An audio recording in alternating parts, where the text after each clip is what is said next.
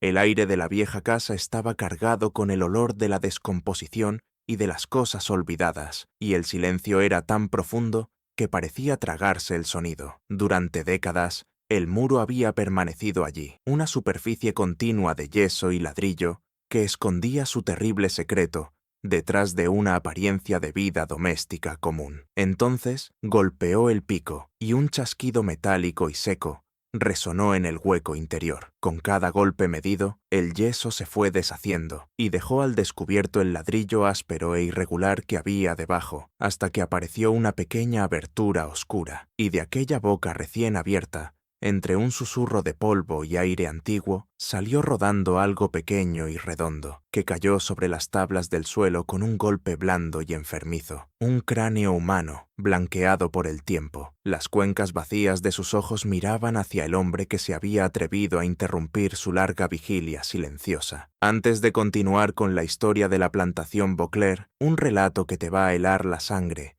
y te va a hacer dudar de los propios cimientos de la historia, tómate un momento para unirte a nuestra comunidad. Si todavía no lo has hecho, suscríbete a Sombras del Sur y cuéntanos en los comentarios desde qué estado o ciudad nos escuchas. Tu apoyo nos ayuda a descubrir más capítulos oscuros del pasado. El vapor de ruedas. Belle of Natchez avanzaba por el Mississippi y su rueda de paletas lanzaba un suspiro rítmico contra la corriente inmensa e indiferente. Arthur Darrow, un hombre de 41 años, con líneas de determinación tranquila marcadas alrededor de los ojos, permanecía junto a la barandilla mientras observaba cómo se desplegaba ante él el paisaje verde y opresivo de Luisiana. Era finales de septiembre de 1887, y el aire, incluso sobre el río, era una manta espesa y húmeda que se pegaba a la piel y no prometía ningún alivio. Su destino era la parroquia de Iberville, un nombre que sabía a historia y a dolores olvidados, un lugar donde el pasado no solo se recordaba, sino que parecía respirar, pesado y lento, en los pantanos de cipreses y en la grandeza arruinada de las viejas plantaciones. Arthur no era ajeno a la forma particular de decadencia del sur. El negocio mercantil de su padre en Nueva Orleans,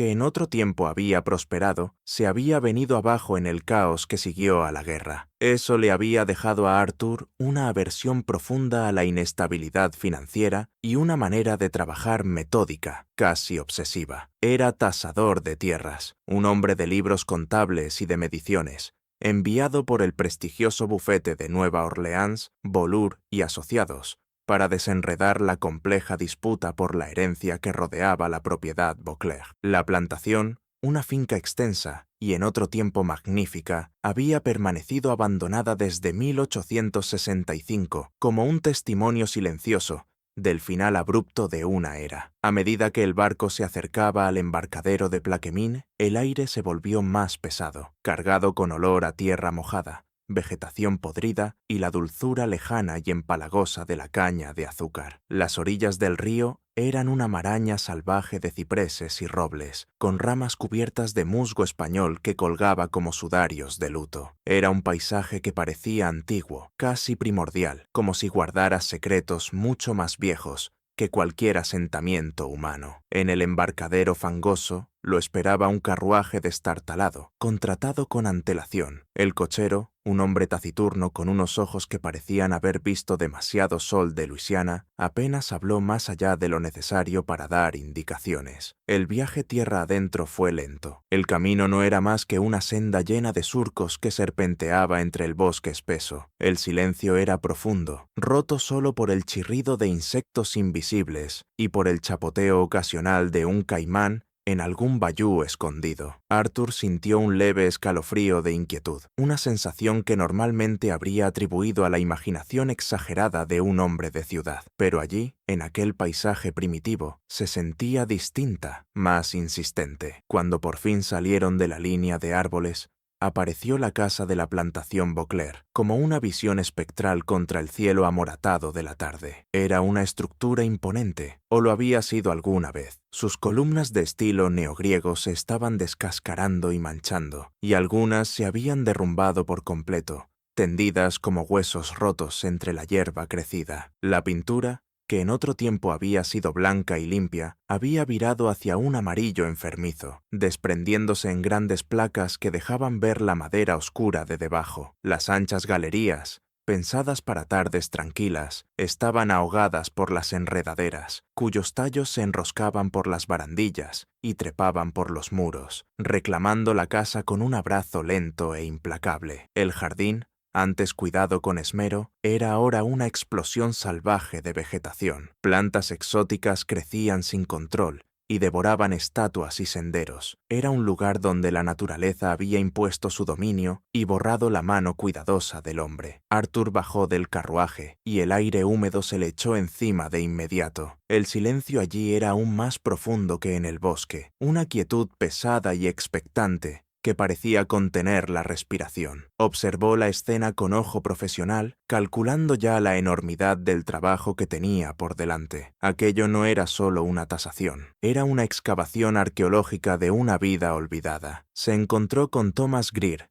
el jornalero local que había contratado, junto a los escalones desmoronados de la casa principal. Greer era un hombre de 38 años, delgado y curtido, con un rostro que parecía tallado en la misma tierra de Iberville. Sus ojos, de un azul pálido e inquietante, guardaban una intensidad silenciosa, y sus movimientos eran sobrios y deliberados. Hablaba poco, respondía a las preguntas de Arthur con gruñidos o frases cortas y secas, pero su presencia era sólida, reconfortante en su estoicismo. Ya había empezado la dura tarea de arrancar algunas de las enredaderas más agresivas de la entrada, y el pico brillaba en sus manos bajo la luz que se iba apagando. 2 días más tarde, llegó Edgar Tate, un contraste total con la fortaleza callada de Greer. Edgar tenía apenas 24 años, el rostro joven y despierto, y los lentes apoyados de manera insegura sobre la nariz. Llevaba un cuaderno de campo encuadernado en cuero, ya medio lleno de notas minuciosas y bocetos,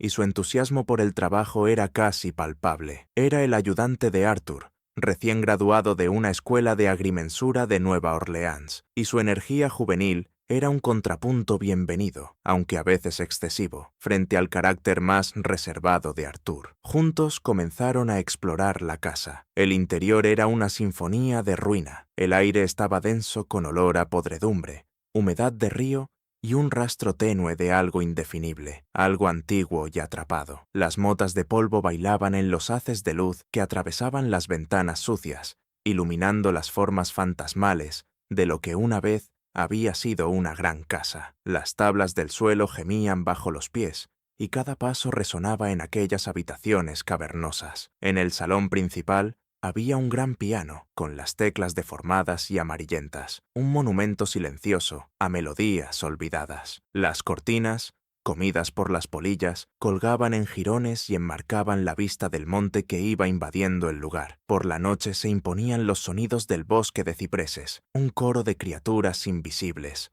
ranas, grillos, el ulular lejano de un búho. La casa, vaciada de toda presencia humana, parecía retroceder a un estado más primitivo, y su silencio quedaba marcado por los crujidos de la madera asentándose y por el roce de cosas invisibles dentro de los muros. Arthur descubrió que dormía mal, con la atmósfera opresiva filtrándose en sus sueños. Una tarde, mientras catalogaba el contenido del salón delantero, se detuvo frente a un gran retrato al óleo. Representaba a Henri Beauclerc, el antiguo dueño, un hombre de unos 50 años, de mandíbula pesada y mirada dura e inflexible. El retrato, probablemente pintado hacia 1858, mostraba a un hombre de gran presencia, con unos ojos oscuros que parecían seguir a Arthur por la habitación. Arthur lo contempló más tiempo del necesario, retenido por una fascinación extraña. Había algo perturbador en aquellos ojos pintados, una frialdad que iba más allá del lienzo, una pista de voluntad implacable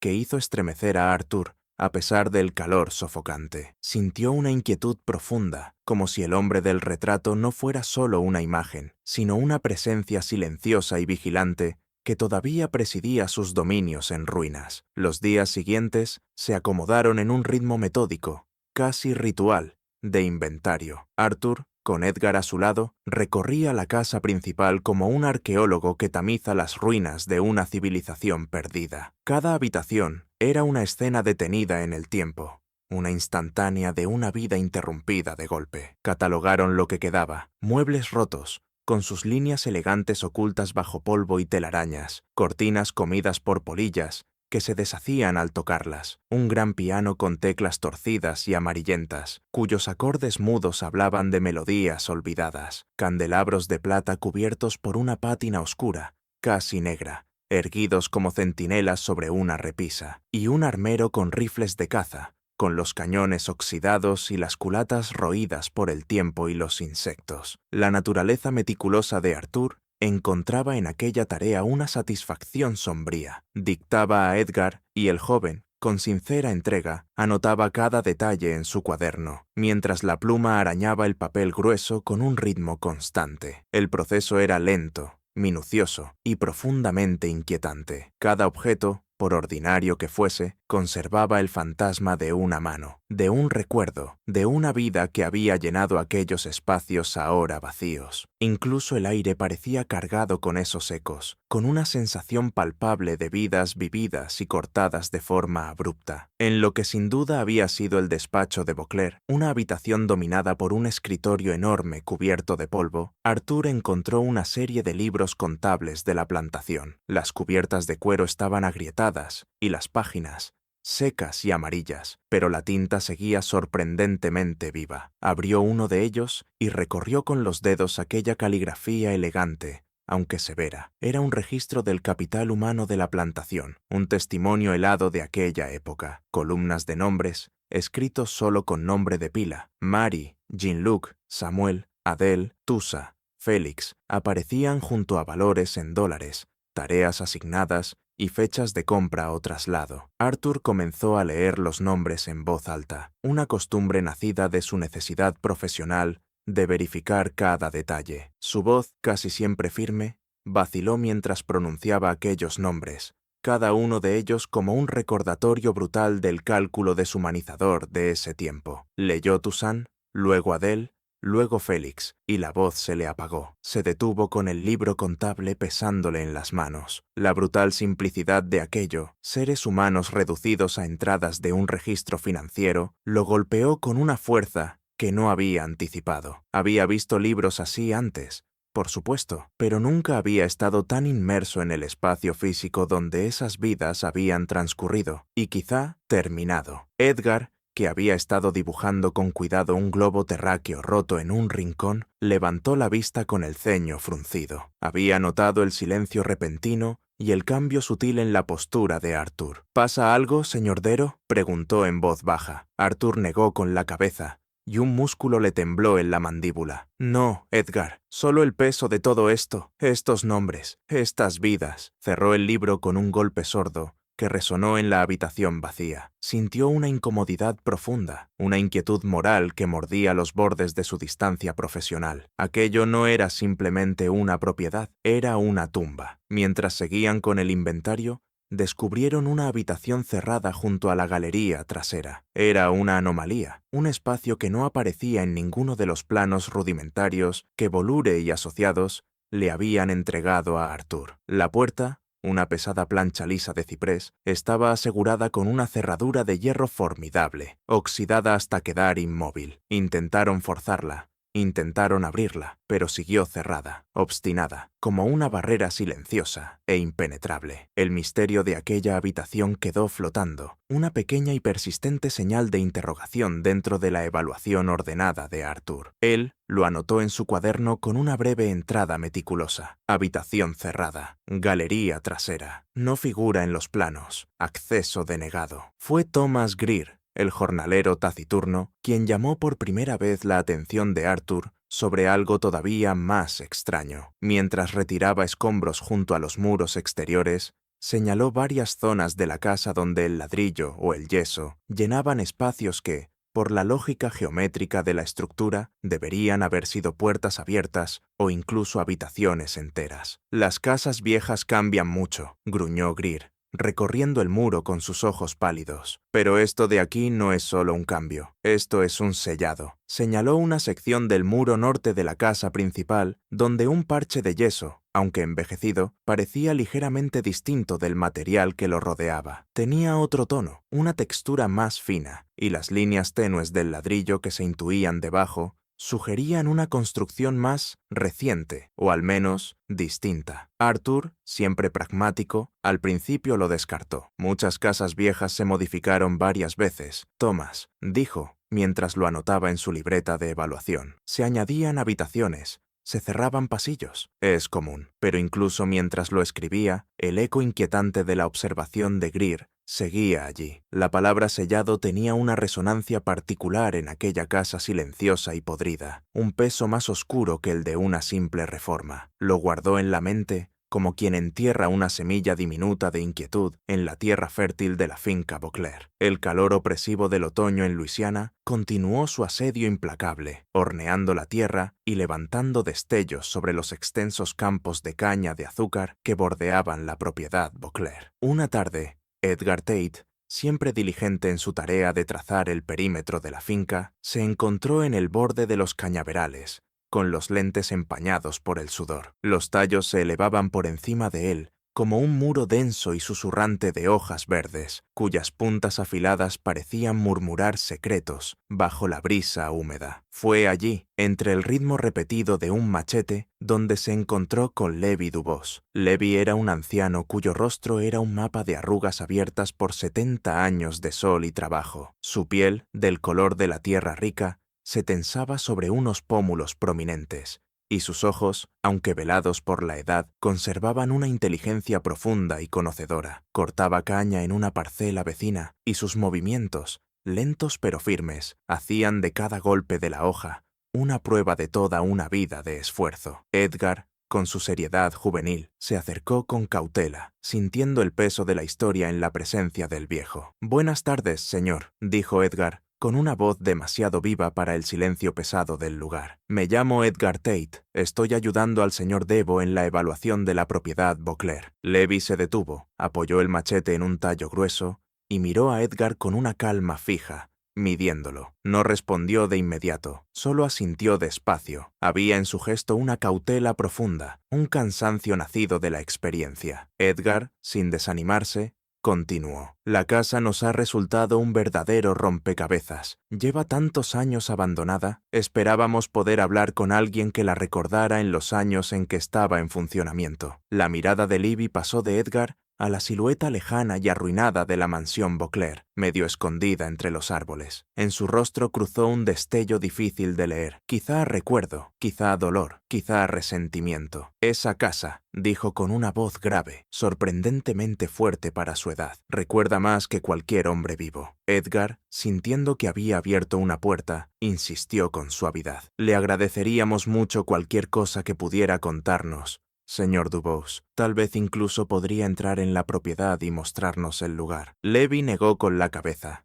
lento y firme. «No, joven, yo no vuelvo a poner un pie en esa tierra. Ya no, hace mucho tiempo que no». Hablaba desde el mismo borde de la línea de la propiedad, como si esa frontera autoimpuesta fuera imposible de cruzar. Sus palabras eran medidas, deliberadas, elegidas una por una, y empezó a hablar con una cadencia grave y constante, dibujando un retrato vívido de la finca Beauclerk en sus años de esplendor. Recordaba a Henri Beauclerk como un hombre que dirigía su propiedad no con bondad, sino con puño de hierro, con una autoridad absoluta y unos cálculos fríos y precisos. Era un hombre que conocía el valor de todo, contó Levi, y el valor de nadie. Levi habló de los ritmos diarios de la plantación, del trabajo que quebraba el cuerpo, del miedo constante que impregnaba cada rincón del lugar, y luego, bajando la voz casi hasta un susurro, empezó a hablar de 3 personas concretas. Sus nombres subieron desde el fondo de su memoria como ecos perdidos hacía mucho tiempo. «Estaba Tucson», dijo Levi, con la mirada fija en la distancia. «Un albañil, el mejor de 3 parroquias. Podía construir cualquier cosa, arreglar cualquier cosa. Manos fuertes, pero espíritu callado. Levantó muchos de los muros de ese lugar, los cimientos, las chimeneas. Conocía la piedra como un hombre conoce su propia piel». «Y Adele», continuó, «la esposa de Tusa, trabajaba dentro de la casa. Era una mujer callada, pero tenía fuego en los ojos cuando creía que nadie la miraba. Mantenía todo limpio, todo en marcha. También sabía de hierbas para curar. Y su hijo Félix, dijo Levi, con una sombra de tristeza entrando en la voz. 15, tal vez 16 años cuando terminó la guerra. Buen muchacho, rápido con las manos, siempre aprendiendo del padre. Apenas estaba empezando a convertirse en hombre. Lleno de vida, lleno de preguntas. Levi hizo una pausa y volvió a clavar la vista en la casa lejana, como si viera fantasmas moverse entre la pintura descascarada. En abril de 1865, retomó, y ahora su voz tenía una certeza helada. En aquellas últimas semanas caóticas, antes de que las fuerzas de la Unión llegaran por fin a esta parte de Luisiana, Tucson, Adele y Félix simplemente dejaron de existir. Edgar, que había estado escribiendo con furia en su cuaderno, se quedó quieto con la pluma suspendida sobre la página. ¿Dejaron de existir?, repitió, sintiendo cómo se le cerraba el estómago. ¿Quiere decir que escaparon? ¿Que huyeron? Levi negó con la cabeza, despacio y con firmeza. No, joven, no escaparon. No se fueron, desaparecieron. Un día estaban allí, y al siguiente ya no. Beauclerk les dijo a los demás trabajadores que se habían ido al norte en busca de libertad, pero yo no le creí entonces, y no le creo ahora. Aunque velados, sus ojos sostenían una convicción feroz. No eran de los que desaparecen sin dejar rastro. Tusa era demasiado cuidadoso. Adele, demasiado arraigada. Félix, demasiado joven para esfumarse en el aire. Un silencio profundo cayó sobre ellos, roto solo por el roce de la caña. Las palabras de Levi pesaban en el aire húmedo y dibujaban una desaparición mucho más siniestra que una simple huida. Volvió a mirar la casa con una mirada larga, penetrante, que parecía atravesar los años y la ruina. Tucson levantó esos muros, dijo Levi, apenas por encima del susurro, pero con el peso de una verdad incontestable. Sabía cómo estaban hechos. Era el único que podía haberlos sellado por dentro, o haber quedado sellado dentro. Y sin decir nada más, Levi Dubos se volvió y echó a andar de nuevo hacia los densos cañaverales susurrantes, con el machete marcando otra vez un arco lento y rítmico. No miró atrás hacia la casa. Dejó a Edgar Tate solo en el borde de la propiedad, con aquellas palabras heladas resonando en la cabeza, como un mal presentimiento que se le asentaba en los huesos. El silencio de la plantación Beauclerk ya no parecía simplemente vacío. Parecía cargado con una verdad terrible que aún no había sido dicha. Las palabras de Levi Dubos se habían metido a fondo en la mente de Arthur Darrow, como un zumbido persistente e inquietante debajo de la superficie de su trabajo metódico. Intentó descartarlas como los desvaríos de un anciano, como el residuo de una época extinguida, pero la imagen de Toussaint, el maestro albañil, y la implicación escalofriante de unos muros sellados desde dentro no quiso desaparecer. 3 días después del encuentro de Edgar con Livy, el peso de aquellas palabras parecía más denso que el propio aire húmedo. Thomas Greer, siempre silencioso y atento, estaba retirando escombros del corredor de servicio trasero, un pasadizo estrecho y poco iluminado que recorría el muro norte de la casa principal. Aquel corredor, diseñado para que los esclavizados se movieran sin ser vistos, era una arteria olvidada de la plantación, atascada por décadas de yeso caído, vigas rotas y restos de una vida abandonada de golpe. Era un lugar de sombras y ecos, donde el propio aire parecía guardar la memoria de pasos apresurados y conversaciones en voz baja. Mientras trabajaba, con el pico arrancando el mortero endurecido, Greer notó algo. El yeso de una sección concreta del muro norte, de unos 12 pies de ancho, era sutil, pero claramente distinto del resto. No era solo la decoloración del tiempo, era una diferencia básica en la textura, una superficie algo más lisa que hablaba de una aplicación posterior. El color, un gris apagado y ligeramente enfermizo, contrastaba con los tonos más profundos y orgánicos de la construcción original. Incluso la técnica del ladrillo, visible en una esquina desmoronada donde el yeso había saltado, parecía apartarse del patrón meticuloso y uniforme del resto de la casa. Era más nuevo, sí, pero no como lo sería una reparación cualquiera. Era más nuevo con intención. Era una intervención deliberada. Greer, cuyas manos entendían el lenguaje del ladrillo y del mortero mejor que cualquier libro, se detuvo. Pasó la palma áspera sobre la superficie y sintió las variaciones sutiles. Luego golpeó con suavidad usando la cabeza del pico. El sonido era más apagado, menos resonante que el del muro sólido de al lado. Llamó a Arthur. Arthur, que estaba revisando los libros contables en el despacho, llegó con el ceño fruncido, molesto por la interrupción, pero también con una sensación creciente de mal presentimiento. Greer,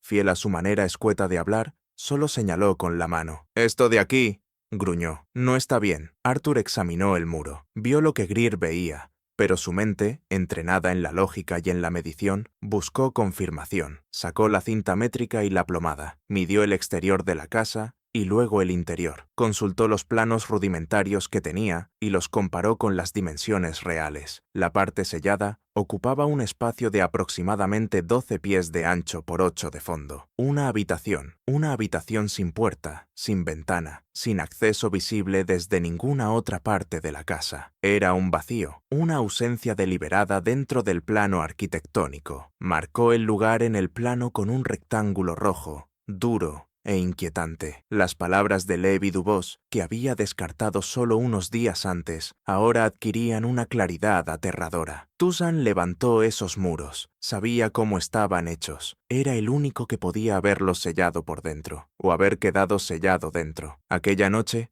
Arthur volvió a su cuarto dentro de la mansión arruinada. Los sonidos del pantano parecían más fuertes, más insistentes, y los crujidos de la vieja casa más siniestros. No durmió bien. La mente se le disparó armando el rompecabezas. Los nombres que faltaban en el libro, la habitación cerrada de la galería, la observación de Greer sobre muros sellados, y ahora, la prueba irrefutable de un espacio encerrado a propósito. El retrato de Beauclerk, en el salón, parecía observarlo, con sus ojos pintados llenos de una malicia callada y consciente. Al amanecer, en la mente de Arthur, se había endurecido una decisión, fría como la niebla de la mañana. Su deber profesional era evaluar la propiedad, y una habitación oculta que no figuraba en ningún registro era una anomalía estructural importante. Pero además de eso, estaba naciendo en él una obligación moral. El peso de aquellos nombres en el libro, la implicación helada de las palabras de Levi y el propio silencio de la casa exigían una respuesta. Encontró a Thomas Greer ya despierto, afilando sus herramientas a la luz de un farol. Edgar Tate, todavía frotándose el sueño de los ojos, preparaba café sobre un pequeño fuego. La voz de Arthur, cuando habló, fue baja pero firme, cortando la quietud de la mañana. «Thomas», dijo, «vamos a abrir ese muro». Los ojos pálidos de Greer se cruzaron con los de Arthur, y entre ambos pasó un destello ilegible. Greer solo asintió, tomó su pico más pesado y caminó hacia el corredor de servicio. Edgar, al sentir la gravedad del momento, agarró con rapidez su cuaderno y fue detrás, con el rostro pálido entre el temor y una curiosidad morbosa. El primer golpe del pico contra el yeso fue un crujido seco y resonante que rebotó por toda la casa silenciosa. Un sonido de violación. Un polvo espeso y antiguo se elevó en el aire y atrapó la débil luz de la mañana que entraba por las ventanas sucias. Greer trabajó con una eficacia sombría y metódica. Cada golpe era potente y preciso. El yeso, sorprendentemente grueso, cedía en bloques y dejaba al descubierto el ladrillo áspero e irregular de debajo. El aire que empezó a salir por las grietas recién abiertas era rancio, pesado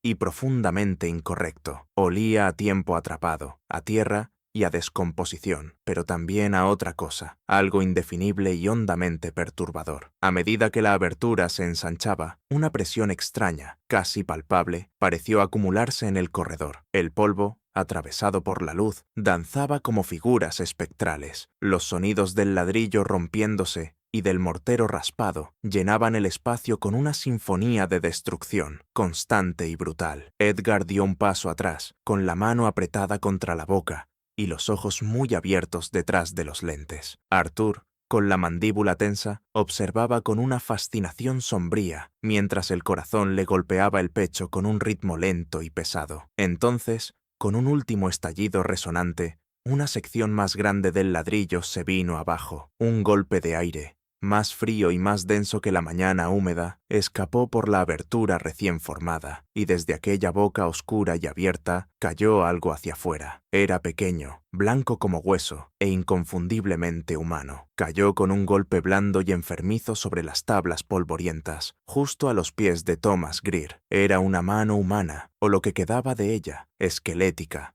quebradiza, con los huesos delicados todavía unidos, pero claramente antigua. Thomas Greer no gritó, ni siquiera se sobresaltó. Se quedó completamente inmóvil, con el pico suspendido en el aire y los ojos clavados en aquel objeto macabro a sus pies. El silencio que siguió fue absoluto, profundo, roto solo por el latido desbocado del corazón de Arthur. Y en aquel silencio terrible y sofocante, Arthur Debo dio un paso al frente, con la respiración trabada en la garganta. Miró por la abertura hacia la oscuridad impenetrable del otro lado. Una oscuridad que parecía tragarse la luz. Una oscuridad que prometía horrores imposibles de nombrar. El olor que salía ahora del espacio recién abierto era inconfundible, antiguo y completamente helado. Era el olor de la muerte, enterrada durante mucho tiempo y violentamente perturbada al fin. Llamado a la acción 2. El muro ha sido abierto, y la primera verdad escalofriante ya ha salido a la luz. ¿Qué crees que ocurrió dentro de esa habitación? ¿Qué secretos piensas que siguen esperando ser descubiertos? Déjanos tus teorías en los comentarios. Y si esta historia te tiene al borde del asiento, dale like para apoyar a Sombras del Sur. Cada apoyo nos ayuda a sacar a la luz más historias olvidadas. La oscuridad al otro lado del muro abierto era absoluta, un vacío que parecía absorber la poca luz que entraba en el corredor de servicio. Arthur Dero, con el corazón golpeándole las costillas, tomó un farol de manos de Edgar. La llama temblorosa empujó las sombras hacia atrás con una valentía insegura. Arthur lo levantó, con la mano temblando apenas, y miró dentro del abismo. Lo que reveló la luz del farol era una escena congelada en el tiempo, una imagen de horror inimaginable. La habitación era pequeña, quizá de unos 12 pies por 8, y el aire de dentro estaba cargado con hedor a descomposición, polvo y algo más, una dulzura pegajosa que hablaba de materia orgánica encerrada durante años. Era un olor que quedaría grabado para siempre en la memoria de Arthur, un aroma de muerte antigua y profunda. En el suelo,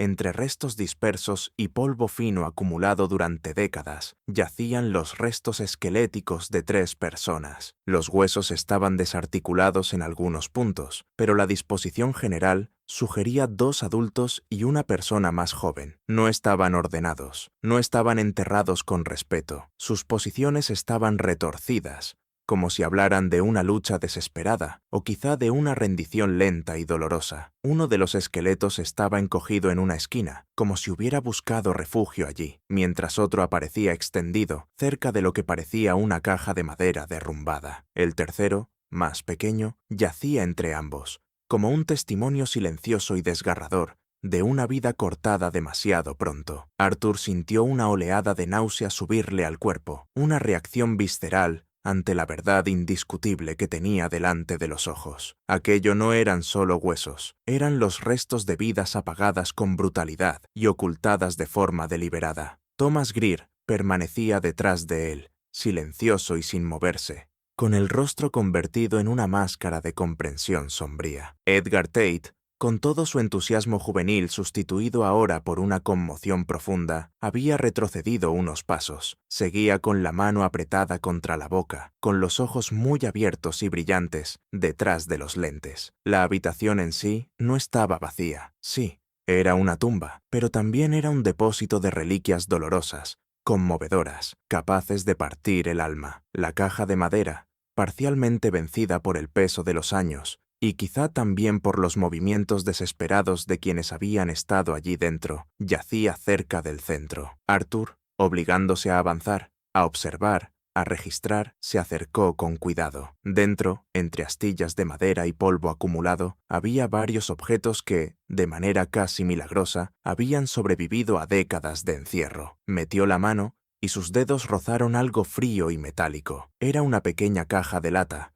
no mayor que la mano de un hombre, sellada con lo que parecía ser cera antigua endurecida. Su superficie estaba opaca y manchada, pero seguía intacta. Arthur lo supo de inmediato, por puro instinto. Aquello era importante. Aquello era un mensaje del pasado, un susurro salido de la tumba. Junto a la caja, medio enterrado en el polvo, encontró un peine de mujer, tallado con delicadeza en carey, con los dientes todavía sorprendentemente enteros. Era un objeto de belleza sencilla, un objeto íntimo que hablaba de vanidad, de cuidado, de una vida vivida. Y luego apareció un zapato de niño, pequeño y gastado, con el cuero agrietado y reseco, pero sin duda de un niño. Estaba de lado, como si hubiera salido despedido en un momento de apuro, un símbolo conmovedor de una inocencia perdida. Por último, descubrió con cuidado un trozo de tela doblado, descolorido y frágil, sobre el que apenas se distinguía la silueta tenue de un bordado. No se atrevió a desplegarlo entonces, por miedo a que se deshiciera entre sus dedos. Arthur recogió aquellos objetos con extremo cuidado y los colocó con suavidad en una bolsa de lona que llevaba para guardar muestras. Cada pieza pesaba más de lo posible, cargada con las historias nunca dichas de los muertos. Todavía no sabía qué significaba nada de aquello, pero sabía con una certeza helada que no eran objetos dejados al azar. Eran pistas, fragmentos de una historia que esperaba ser reconstruida. Envió a Edgar a Plaquemine con un mensaje urgente para el doctor Austin Prevost, forense de la parroquia de Iberville. El mensaje era breve y duro: restos humanos hallados, plantación Beauclerk, se requiere presencia inmediata. También mandó una carta a Bolure y Asociados, en Nueva Orleans, dejando atrás su tono seco y puramente factual para adoptar una prosa más grave y urgente. La naturaleza de la evaluación, escribió, había cambiado de forma radical. Ya no se trataba solo del valor de una propiedad, se trataba de un crimen, de una injusticia profunda que exigía una investigación. Mientras esperaban la llegada de Prevost, la casa pareció hundirse en un nuevo silencio, uno más pesado que antes. El hallazgo había cambiado su atmósfera para siempre. La decadencia ya no parecía solo el resultado natural del abandono, parecía cómplice. Arthur se sintió atraído otra vez hacia el salón delantero, hacia el retrato de Henri Beauclerk. Permaneció frente a él, mientras la luz del farol proyectaba sombras largas y temblorosas sobre el rostro de mandíbula pesada. Clavó la vista en los ojos pintados, buscando una respuesta, un destello de reconocimiento, alguna huella de la crueldad monstruosa que debió de habitar en aquel hombre. Fue entonces, bajo la luz directa de la tarde que se filtraba por las ventanas sucias, cuando Arthur lo vio. Un corte fino, casi invisible, una línea diagonal que cruzaba el rostro pintado de Beauclerk, desde la sien izquierda hasta el pómulo derecho. Había sido reparado con tanta habilidad y cubierto con tanto barniz que resultaba casi imposible detectarlo fuera de aquella luz precisa. Era un acto deliberado de profanación, realizado hacía mucho tiempo, un gesto silencioso de rebeldía o de venganza contra el hombre cuya imagen seguía presidiendo una casa de horrores. Aquel tajo era una herida, una cicatriz secreta sobre el rostro del villano ausente, y Arthur se preguntó quién lo había hecho y por qué. Comprendió entonces que la casa guardaba algo más que huesos, guardaba capas de secretos, y cada una resultaba más inquietante que la anterior. 3 días después, el doctor Austin Prevost llegó desde Plaquemine, con su carruaje avanzando por el camino cubierto de maleza, como una intrusión moderna y severa en el silencio antiguo de la plantación Beauclerk. Era un hombre de hábitos exactos y modales formales. Llevaba un traje oscuro impecable a pesar del polvo del viaje, y los lentes descansaban sobre una nariz fina. Prevost era un hombre de ciencia, formado en la emergente disciplina de la patología forense, pero incluso su desapego profesional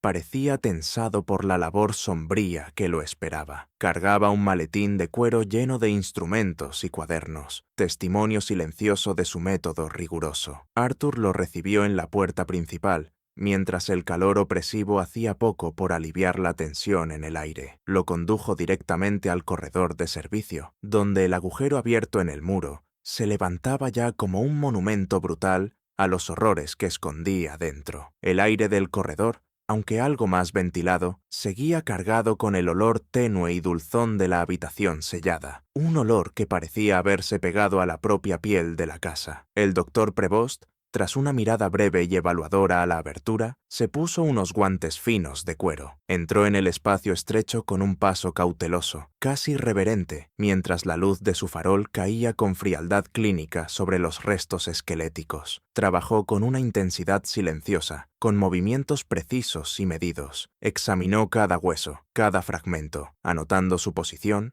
su estado y su relación con los demás. Hablaba poco. De vez en cuando dictaba observaciones a Edgar, que, aún pálido, registraba con disciplina cada palabra en su cuaderno. El informe oficial, que Arthur leyó más tarde por completo, era una pieza impecable de prosa científica contenida, desprovista de emoción y precisamente por eso, aún más perturbadora en sus implicaciones. 3 individuos, había escrito Prevost, con su letra limpia y exacta. 2 adultos, compatibles con un varón y una mujer, de entre 40 y 50 años, y de entre 30 y 40 años, respectivamente, y un adolescente, de entre 15 y 17 años, sexo indeterminado. Señaló la ausencia de cualquier evidencia de enfermedad o lesión previa que pudiera haber contribuido a sus muertes, pero las observaciones más condenatorias tenían que ver con la posición de los restos, con la configuración de los elementos óseos. El informe de Prevost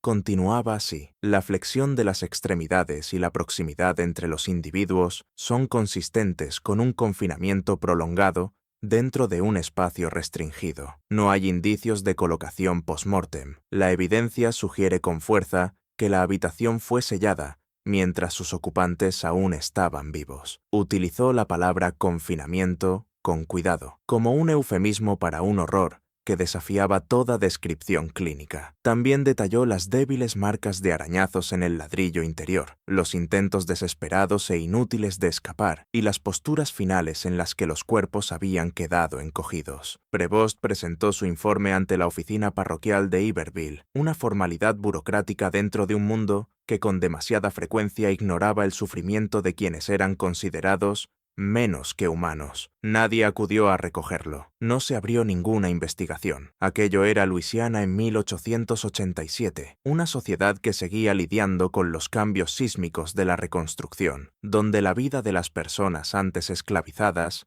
incluso después de muertas, tenía poco peso oficial. Las 3 personas encerradas en aquel muro no tenían nombres reconocidos por la ley, ni registros, ni estatus legal que hubiera sobrevivido a la guerra. A ojos del sistema, seguían siendo propiedad, y la propiedad no podía ser asesinada. Arthur estaba furioso. Una ira fría, justa y desconocida para él, en esa intensidad, hervía bajo su exterior habitualmente sereno. Había esperado, quizá con ingenuidad, que el descubrimiento de un crimen tan atroz encendiera al menos una chispa de justicia, alguna investigación oficial. En lugar de eso, se topó con un muro de indiferencia burocrática, un eco siniestro del mismo muro que acababa de abrir. Y también, por primera vez, tuvo miedo de verdad, no de fantasmas ni de lo sobrenatural, sino del peso aplastante de aquello que tenía entre las manos. Sostenía la verdad de un acto monstruoso, una verdad que la sociedad parecía decidida a ignorar. No podía marcharse de allí y limitarse a redactar una simple tasación de propiedad. Su mente metódica, que hasta entonces se había ocupado solo de libros contables y mediciones, quedó absorbida por otro tipo de cálculo, el cálculo de la injusticia. Sin que Volure y asociados se lo pidieran, sin mandato oficial alguno, Arthur Devo comenzó a investigar. La evaluación de la propiedad Beauclerk se había transformado en algo mucho más hondo, una búsqueda renuente de la verdad en un mundo que prefería mantener enterrados sus secretos más oscuros. Sabía con una certeza helada que los huesos dentro de aquel muro no eran una simple curiosidad histórica, eran una exigencia, un grito silencioso de reconocimiento y justicia que había estado resonando durante 22 años, y que ahora él, Arthur Devo, se veía obligado a responder. La indiferencia burocrática de la oficina parroquial le dejó a Arthur un sabor amargo en la boca y una frustración profunda que mordía su naturaleza metódica. Entendía las corrientes sociales de la Luisiana de 1887, las sombras persistentes de un sistema que había negado humanidad a tantos. Pero entenderlo no apaciguaba la injusticia ardiente que sentía dentro. Necesitaba registros, algo tangible, algo que pudiera dar nombres y contexto a las víctimas silenciosas del muro. Sus indagaciones en la oficina del secretario parroquial, aunque chocaron con evasivas educadas, le dieron una pista crucial. El secretario, un hombre corpulento llamado señor Thibodeau, mencionó casi de pasada que, si alguien conservaba documentos sobre las viejas plantaciones, debían de ser los Fontenot. El viejo Remy Fontenot, había dicho Thibodeau, pensativo. Fue notario de media parroquia antes de la guerra. Lo guardaba todo. Su hija Nora es ahora la maestra del pueblo. Seguramente todavía conserva sus papeles. Arthur se aferró a esa pista con un nuevo sentido de propósito. Hizo el corto viaje hasta Plaquemine, una activa ciudad ribereña que, a pesar de estar tan cerca de la grandeza podrida de Beauclerc, se sentía viva y vibrante. La escuela era un edificio modesto de madera, con las ventanas brillando bajo el sol de la tarde y el sonido de voces infantiles saliendo desde dentro. Nora Fontenot no era como Arthur la había imaginado. Había supuesto que encontraría a una solterona severa y anciana, quizá tan polvorienta como los documentos que custodiaba. En su lugar, halló a una mujer de finales de los 30, con el cabello oscuro recogido con pulcritud y unos ojos inteligentes y directos. Poseía una fortaleza tranquila y una compostura reflexiva que le inspiraron respeto de inmediato. Escuchó con paciencia mientras Arthur, eligiendo bien las palabras, le explicaba el espantoso hallazgo en Beauclerc y su necesidad de consultar los archivos notariales de su difunto padre. El rostro de Nora, inicialmente sereno, se tensó un poco cuando oyó hablar de la habitación sellada y de los huesos. Su padre, Remy Fontenot, había sido un hombre de hábitos meticulosos, un pilar de la comunidad que había llevado los asuntos legales de la parroquia de Iberville desde 1848 hasta su muerte en 1879. Ella conocía muy bien el tipo de hombres con los que había tratado su padre y el tipo de secretos que solían guardar. Habló de Henri Beauclerc con un tono muy particular, el tono de una hija que había oído a su padre referirse a alguien a quien detestaba profundamente, aunque no pudiera rechazarlo por motivos profesionales. Mi padre lo guardaba todo, confirmó Nora, con voz suave pero firme. Creía en el poder de la palabra escrita, para bien o para mal. Todos sus papeles están guardados en baúles, en la sala de después de clases, aquí mismo en la escuela. A veces los uso para enseñar historia local, aunque no las partes más oscuras. Lo condujo a un cuarto pequeño y desordenado, en la parte trasera de la escuela, lleno de libros viejos de texto, mapas y, en efecto, varios grandes baúles forrados en cuero. El aire estaba espeso por el olor a papel antiguo y polvo. Durante las 3 noches siguientes, cuando el último de los niños se había marchado y la escuela quedaba en silencio, Arthur y Nora emprendieron un viaje minucioso a través de 30 años de archivos notariales de Remy Fontenot. Trabajaban a la luz temblorosa de lámparas de aceite, con sus sombras bailando en las paredes. Nora, con una memoria casi asombrosa para el sistema de archivo de su padre, guiaba a Arthur a través del laberinto de documentos. Había heredado la meticulosidad de su padre, y su inteligencia callada brillaba mientras navegaba el lenguaje legal complejo de la época. Arthur, que normalmente confiaba solo en sí mismo, comenzó a depender de su criterio, de su conocimiento de las familias locales y de las historias intrincadas que las unían. Revisaron escrituras de tierras, contratos de compraventa, actas de matrimonio, testamentos y muchos otros documentos que dibujaban un retrato vivo, aunque muchas veces perturbador, de la vida en la Luisiana anterior a la guerra y posterior a la reconstrucción. Las horas se deshacían sin que lo notaran, marcadas solo por el sonido de las páginas al pasar y algún comentario murmurado. Entonces, en la tercera noche, mientras la luna proyectaba sombras largas a través de las ventanas de la escuela, Nora lo encontró. Sus dedos, delicados pero firmes, se detuvieron sobre un documento concreto, con el papel amarillento y quebradizo. Aquí, dijo, casi en un susurro. Esto es extraño. Estaba fechado en marzo de 1865, apenas 6 semanas antes de la desaparición de Beauclerc y del colapso final y caótico de la autoridad confederada en Luisiana. Era un documento notarial con la firma y el sello inconfundibles de Remy Fontenot, en el cual Henri Beauclerc transfería la propiedad de 3 personas esclavizadas concretas: Tusa, Adele y un menor identificado como Félix, a una entidad comercial de Nueva Orleans llamada Dufresne Mercantile Trust. A Arthur se le cortó la respiración. Los nombres, exactamente los nombres que Levi Dubose había pronunciado, los nombres que él mismo había leído en el libro de Beauclerk, aparecían ahora en un documento legal, con su humanidad reducida a una transacción. Pero fue el precio de esa transferencia lo que de verdad le heló la sangre. La suma escrita con claridad, en letra destacada, era de $1.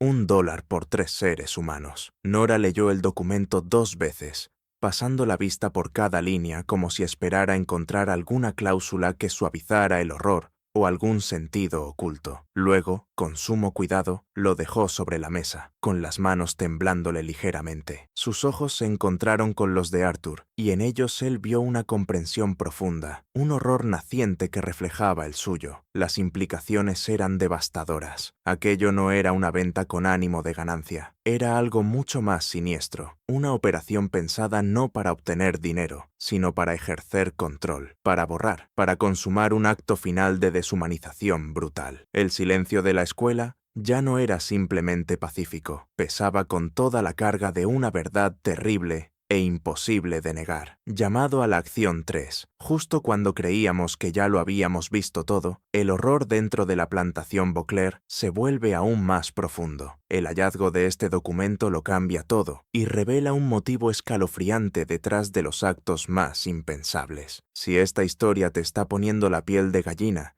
y quieres descubrir toda la verdad, comparte este video con alguien que ame los misterios oscuros, dale like para apoyar nuestro contenido y no olvides suscribirte para no perderte historias como esta. Descubramos juntos qué ocurre a continuación. A medida que Arthur Debo se adentraba más y más en el corazón de Nueva Orleans, el aire húmedo y opresivo de Iberville fue cediendo ante la energía bulliciosa y estridente de la ciudad. Pero Nueva Orleans, en octubre de 1887, estaba atrapada en su propio miedo particular. Una alarma de fiebre amarilla había recorrido la ciudad y había dejado una tensión palpable a su paso. Las calles cercanas al río, habitualmente llenas de comercio y conversación, arrastraban ahora el olor agrio del azufre que ardía en las hogueras de fumigación. Un intento desesperado por ahuyentar a un asesino invisible. Arthur Debo, acompañado por un Edgar Tate todavía sombrío, avanzaba por aquella atmósfera ansiosa, con la mente fija en el rastro documental que unía la plantación Beauclerk con el corazón de la ciudad. Su primer objetivo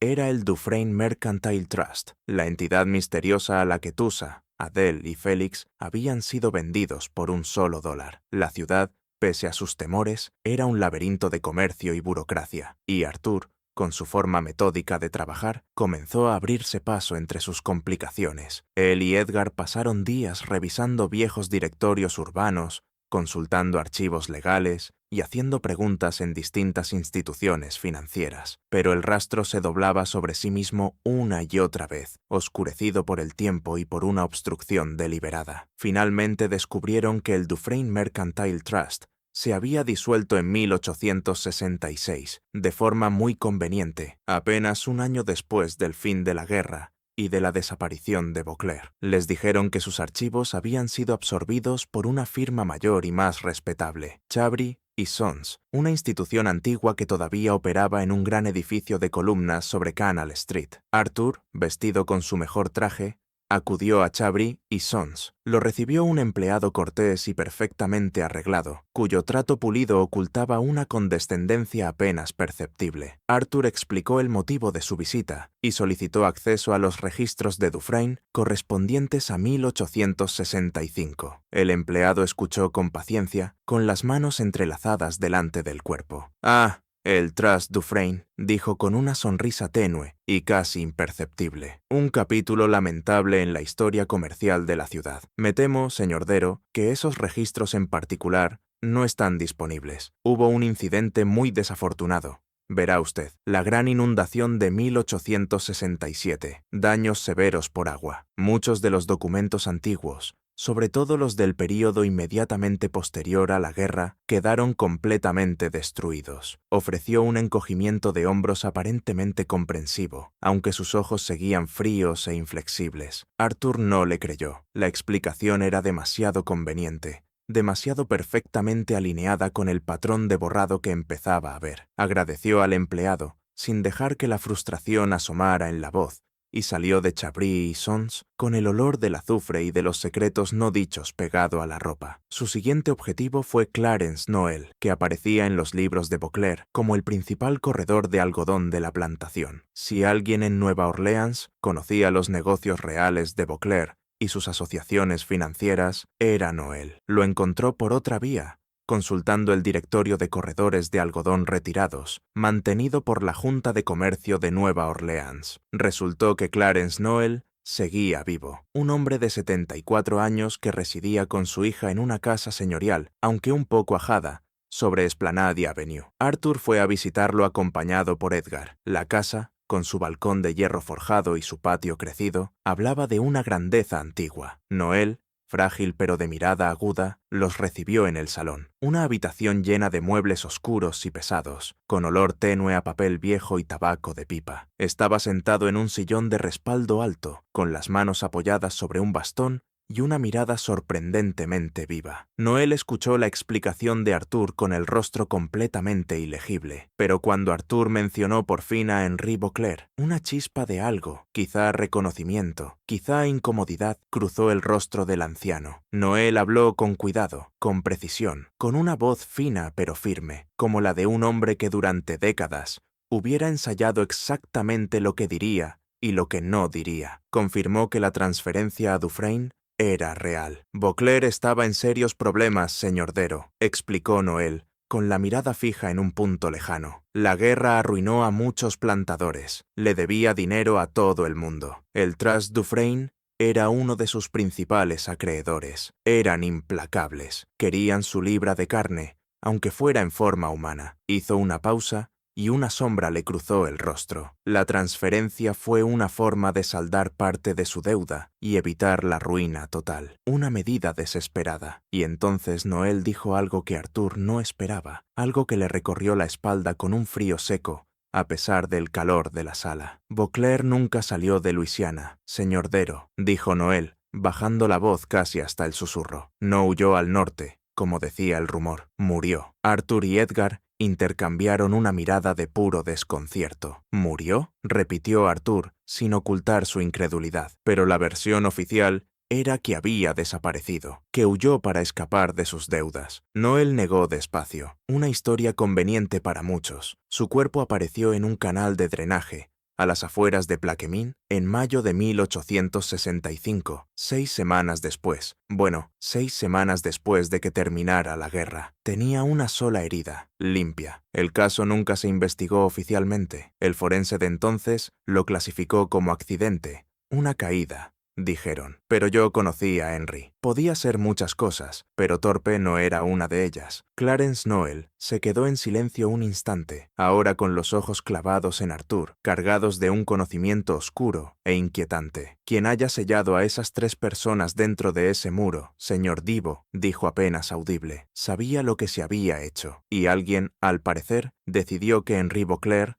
no debía vivir para contarlo. La implicación quedó suspendida en el aire, añadiendo una nueva capa de oscuridad a una historia ya sombría. El misterio de la plantación Beauclerk no trataba solo de una habitación oculta, trataba de una red de secretos, traiciones y un acto final de venganza brutal enterrado durante más de 2 décadas. El regreso a Iberville se sintió más pesado, cargado con el conocimiento inquietante que Clarence Noel acababa de entregarles. La imagen de Henri Beauclerk, no como un villano desaparecido, sino como un hombre asesinado, añadió una nueva capa helada de complejidad a toda la historia. Pero el misterio más urgente seguía siendo la caja de lata, el pequeño recipiente sellado hallado entre los huesos, un mensajero mudo salido de la tumba. De vuelta en la relativa quietud de la mansión Beauclerc, Arthur se preparó por fin para abrirla. La colocó sobre el gran escritorio cubierto de polvo del despacho de Beauclerc, el mismo escritorio donde se habían anotado las vidas humanas en los libros contables. Edgar permanecía a su lado conteniendo el aliento, mientras Thomas Greer, siempre presente y siempre callado, observaba desde la puerta. Arthur examinó con cuidado el sello de cera. Era antiguo, quebradizo, pero seguía entero, prueba de lo largo que había sido aquel encierro. Con mano delicada,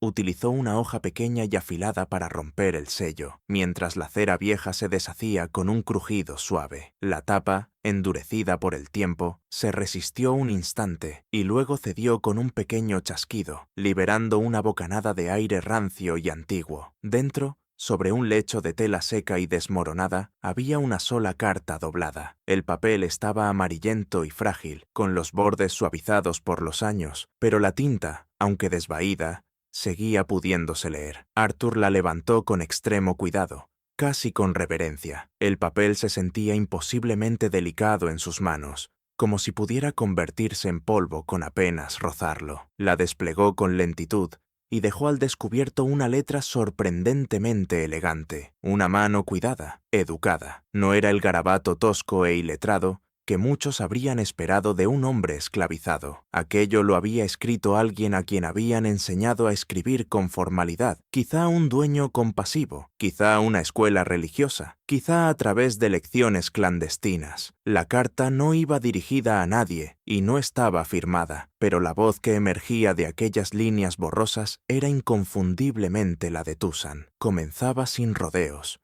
con un relato directo y urgente de lo que les había ocurrido y de por qué estaban en aquella habitación. Toussaint escribía sobre el caos de marzo y abril de 1865, mientras la Confederación se desmoronaba y la promesa de libertad, que antes había sido un sueño lejano, empezaba a sentirse peligrosamente cercana. Hablaba de la creciente desesperación de Beauclerc, de sus intentos frenéticos por salvar lo que pudiera de los restos de su imperio. El amo Beauclerc, decía la carta, con palabras llenas de una dignidad callada, recibió noticia de que sus deudas con el Trust Dufresne serían cobradas no en moneda, sino en carne, en nosotros, en mí, en Adele y en nuestro Félix. Íbamos a ser trasladados al sur, a una plantación de azúcar en la parroquia de Terrebonne, un lugar de trabajo más duro, más al sur, más lejos de las líneas de la Unión. Aquello no era libertad, era otra forma de cautiverio, una última y cruel vuelta de cuchillo. A medida que amanecía, las palabras de Toussaint dibujaban con viveza la desesperada decisión que habían tomado. Se había negado. No podía permitir que arrastraran a su familia aún más hondo en el abismo de la esclavitud, no cuando la libertad estaba tan cerca. Conocía la casa, conocía sus espacios ocultos, sus pasadizos secretos. Él mismo había construido muchos de ellos. Había encontrado una pequeña sala de almacén en desuso, un espacio junto al corredor de servicio, y la había abastecido con la poca comida y agua que lograron reunir, con la esperanza de esconderse allí unos días,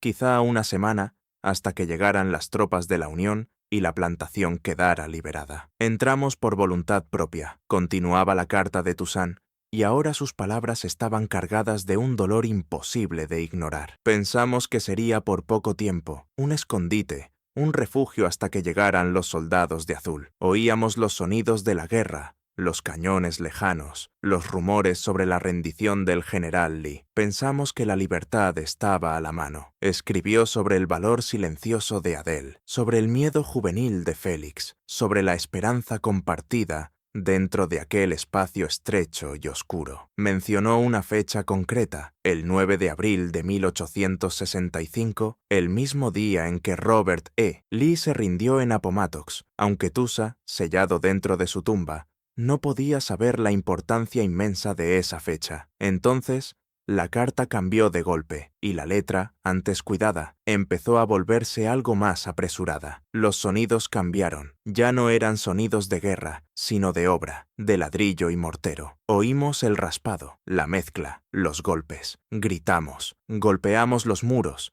pero el ruido siguió. Nos estaban sellando dentro, no desde dentro, como yo había pensado sellarnos para quedarnos ocultos, sino desde fuera. Alguien estaba levantando un muro, un último muro cruel. La tinta parecía oscurecerse en la página, y la presión de la pluma aumentaba, como si la mano de Toussaint hubiera empezado a temblar de terror. Intentamos romperlo. Félix lloraba, Adele rezaba, y entonces lo supe. Amo Beauclerc. Prefería que muriéramos aquí, en la oscuridad, antes que vernos libres. Prefería que no fuéramos nada antes que convertirnos en propiedad de otro, o en dueños de nosotros mismos. La carta terminaba a media frase, de manera abrupta y aterradora. Las últimas palabras eran un pensamiento roto, una súplica desesperada, y la tinta se perdía en una mancha casi invisible. Era como si la pluma hubiera caído de su mano, o como si la luz se hubiera extinguido, o como si el propio acto de escribir hubiera sido interrumpido por la oscuridad que se cerraba sobre ellos, por la realidad sofocante y definitiva de la tumba sellada. Arthur terminó de leer con las manos temblando. El silencio en el despacho era absoluto, roto solo por el sonido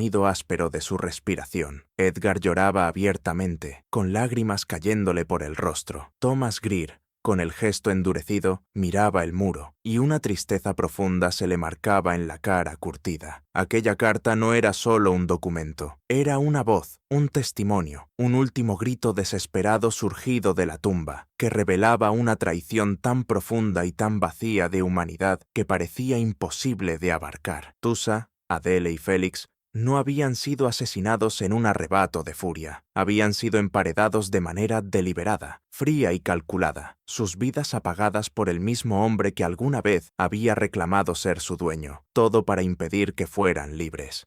La carta hallada en la caja de lata había dejado al descubierto el motivo, la decisión agónica y el destino espantoso de Toussaint, Adele y Félix. Pero una pregunta crucial seguía resonando, como un eco helado dentro de la casa silenciosa. ¿Quién había sellado el muro? Las palabras de Toussaint eran claras. Alguien estaba levantando un muro desde fuera. Henri Beauclerc, por cruel que fuera, no era albañil. El trabajo que Greer había descrito, aquel levantamiento de ladrillo tan meticuloso, exigía una pericia real, y la única persona en la propiedad con esa habilidad era el propio Toussaint. Arthur regresó con Levi Dubos, el anciano que cargaba con la memoria viva de la finca Beauclerc. Lo encontró en su pequeña y humilde cabaña, al borde de los cañaverales, un lugar que parecía quedar a años de distancia de la grandeza arruinada de la plantación. Arthur dejó la carta frágil sobre la gastada mesa de madera de Levi, y aquella escritura desvaída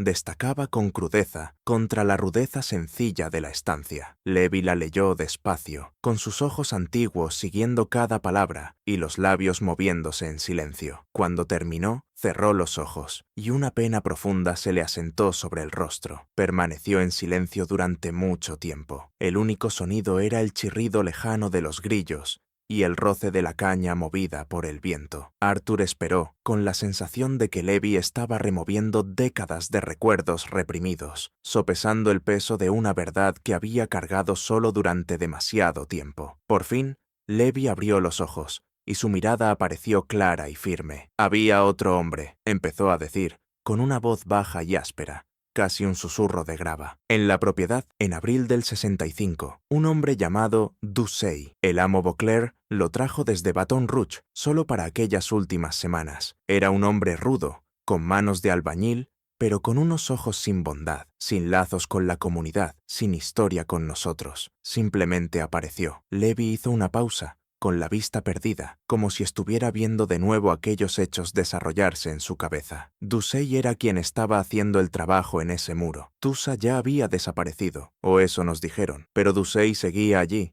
trabajando día y noche, mezclando mortero, colocando ladrillos, y luego, tan de repente como había llegado, Doucet se fue, desapareció. Nadie supo a dónde. Beauclerc solo dijo que el hombre había terminado su trabajo y se había marchado. Arthur sintió como se le cerraba un nudo helado en el estómago. Las piezas estaban encajando, formando una imagen de maldad calculada y deliberada. ¿Y usted vio a Beauclerc y a Doucet juntos?, preguntó Arthur, apenas en un hilo de voz. Levi asintió lentamente. 2 noches antes de que terminaran ese muro, los vi en el establo, discutiendo con violencia. Beauclerc gritaba, con la cara roja. Doucet solo escuchaba, con la cara dura como piedra. Yo estaba escondido, Verá, no debería haber estado allí, pero lo oí. Oí a Beauclerc decir algo que en ese momento no tuvo sentido para mí. Dijo, se quedan ahí dentro hasta que yo diga lo contrario. Yo pensé que hablaba de los caballos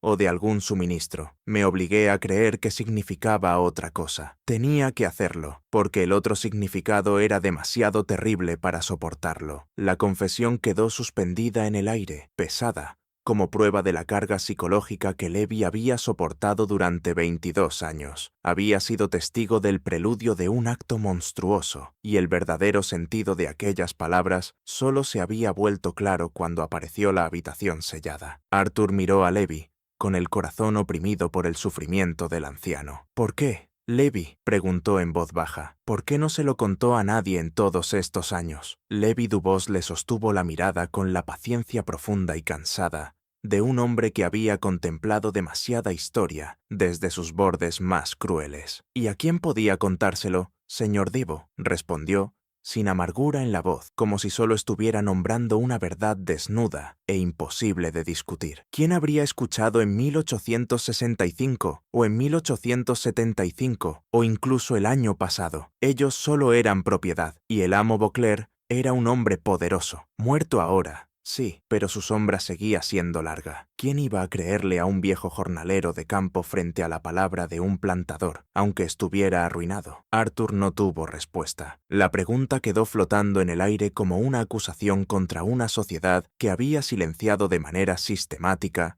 las voces de los oprimidos, que había vuelto invisible su sufrimiento y desechables sus vidas. La verdad, comprendió, siempre había estado allí, murmurando entre los cañaverales, guardada en la memoria de hombres como Levi Dubos, pero el mundo simplemente se había negado a escuchar. El muro que había sellado a Tusa, Adele y Félix no estaba hecho solo de ladrillo y mortero, estaba hecho de indiferencia, de injusticia sistémica, y de un silencio deshumanizador y profundo. Con el testimonio de Levi Dubos, las últimas piezas horribles del rompecabezas terminaron por encajar, formando una imagen completa y escalofriante de los hechos ocurridos en abril de 1865. Arthur Devo, sentado en el silencio del despacho de Beauclerc, reconstruyó meticulosamente la secuencia. Su mente metódica luchaba ahora con un cálculo de crueldad que desafiaba toda razón y que, sin embargo, resultaba aterradoramente lógico dentro del contexto de su tiempo. Henri Beauclerc, enfrentado al colapso inminente de la Confederación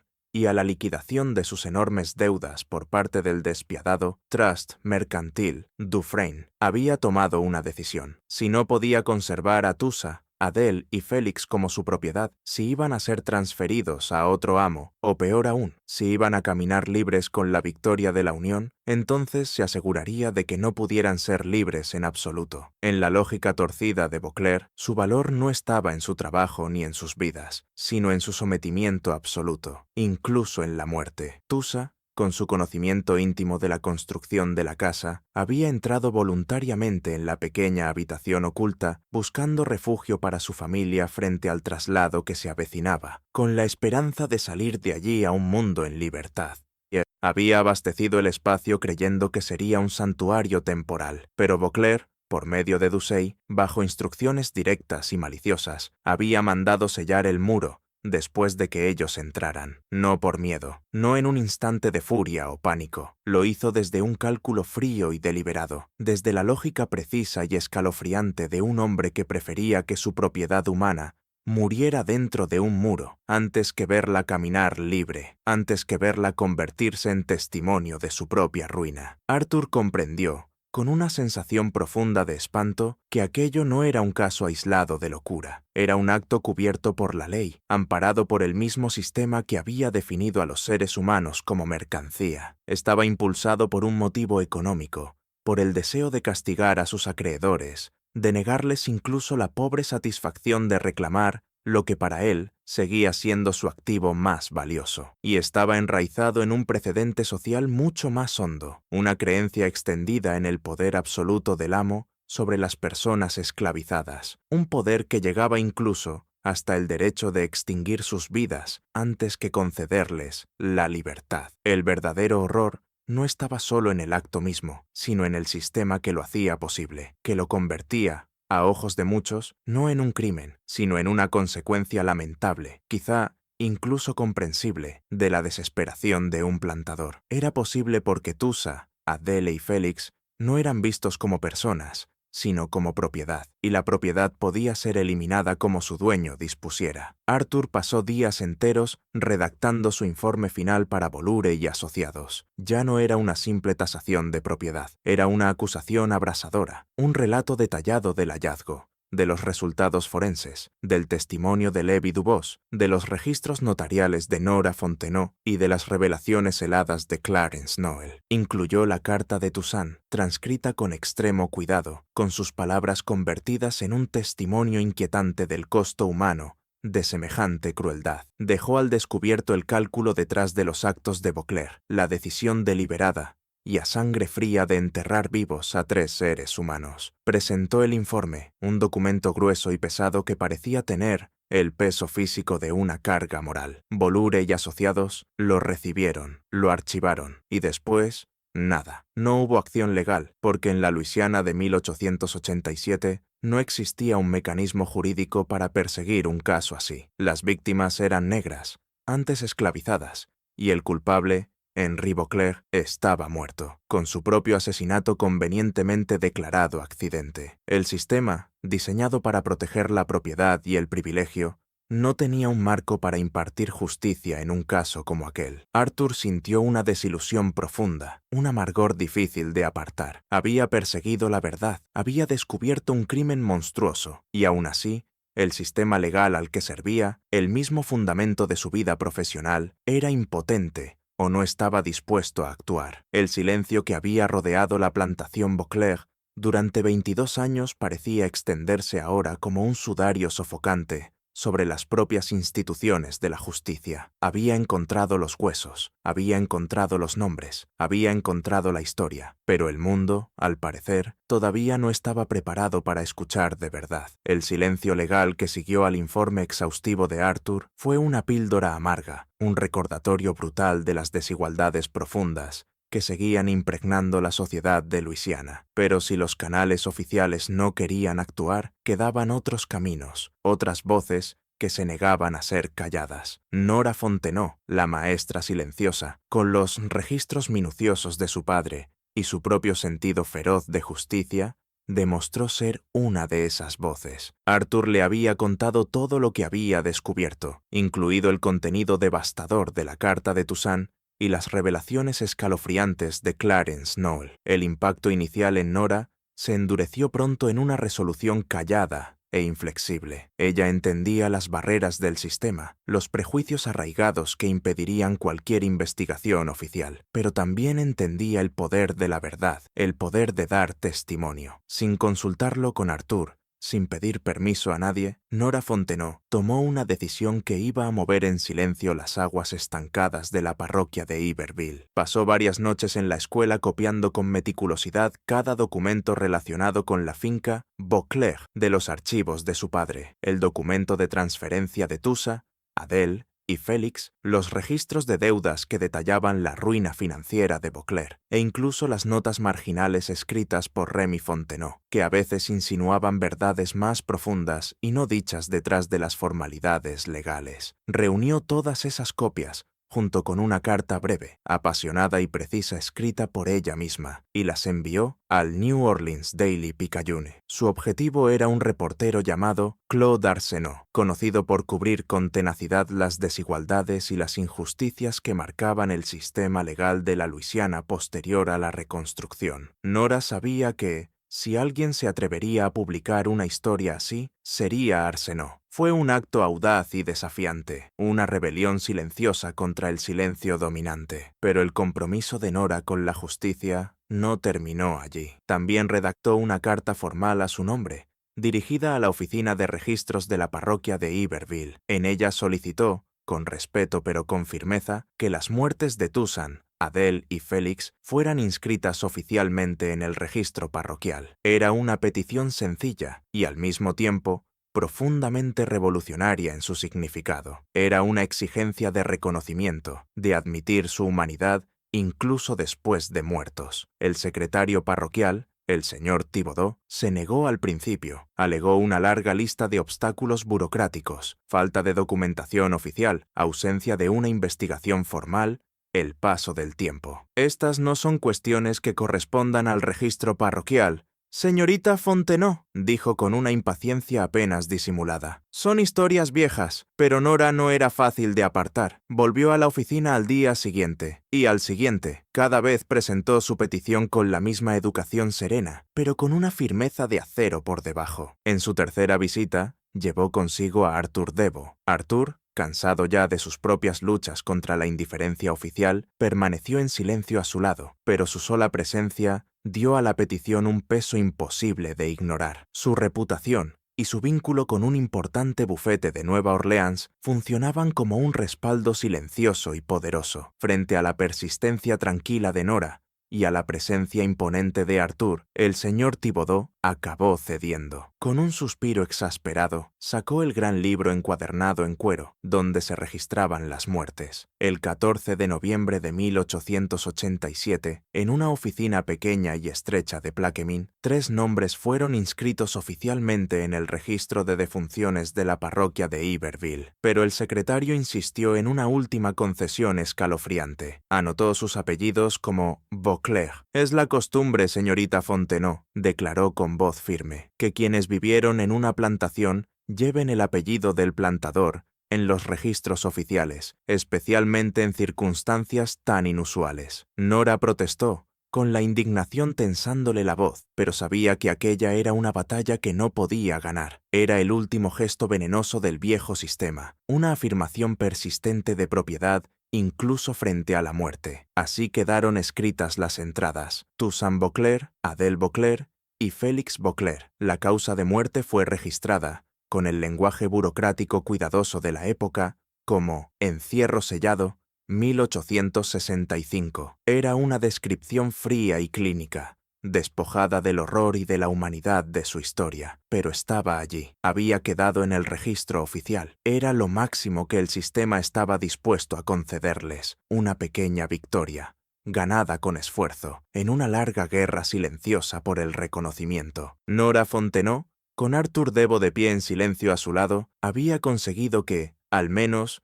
sus nombres no fueran borrados por completo. La pequeña y solemne procesión avanzó despacio bajo el aire fresco de noviembre, un contraste total con el calor opresivo que había marcado la llegada de Arthur. Los huesos de Toussaint, Adèle y Félix, recogidos con cuidado y colocados en 3 ataúdes sencillos de madera, fueron llevados al cementerio de la iglesia de San Philip, en Plaquemine. Fue un entierro discreto y sin adornos, sin pompa ni ceremonia, pero cargado de una dignidad profunda, casi sagrada. El cementerio era en sí mismo un retrato en miniatura de las divisiones sociales que seguían marcando a Luisiana. La sección principal, con lápidas ornamentadas y parcelas bien cuidadas, estaba reservada para los feligreses blancos, como testimonio silencioso de la jerarquía racial que perduraba. Pero al lado, separada por un muro de piedra bajo y agrietado, se encontraba la zona de entierro de los negros libres, un espacio más humilde, señalado por cruces simples de madera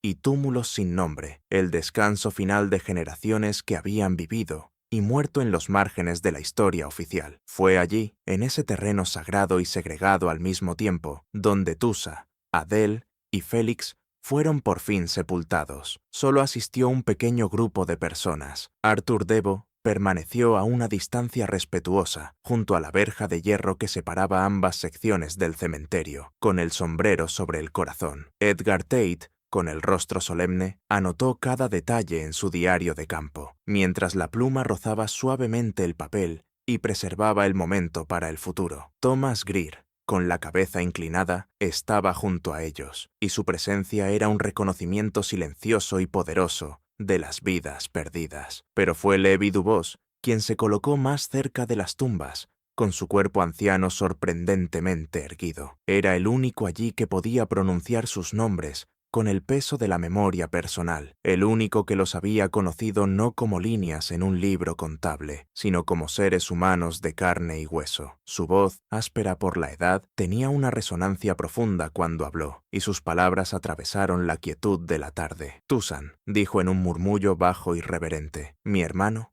albañil, buen hombre». Adele continuó con la mirada fija en la tierra recién removida. Su esposa, alma buena, curandera, Félix, y aquí la voz le tembló un poco. Su hijo, un muchacho lleno de promesa. Se fue demasiado pronto. No dijo nada más. No hacía falta. Sus palabras, simples y nacidas del corazón, llevaban todo el peso de su humanidad, de sus vidas, de su final brutal y de los largos años silenciosos de su ausencia. Él era su último testigo vivo, su última voz. El sacerdote, un joven criollo francés llamado Père Cédric Baron, celebró el rito sin comentarios ni reservas. Pronunció las antiguas palabras del sacramento con una voz clara y firme, ofreciendo consuelo y dignidad a los muertos. No habló de venganza ni de justicia, sino de paz, de recuerdo y del alma eterna. Trató aquel entierro con la misma solemnidad y el mismo respeto que habría ofrecido a cualquier otro feligrés, en un acto silencioso de desafío contra la indiferencia que dominaba todo lo demás. Arthur observó en silencio, sintiendo que una quietud profunda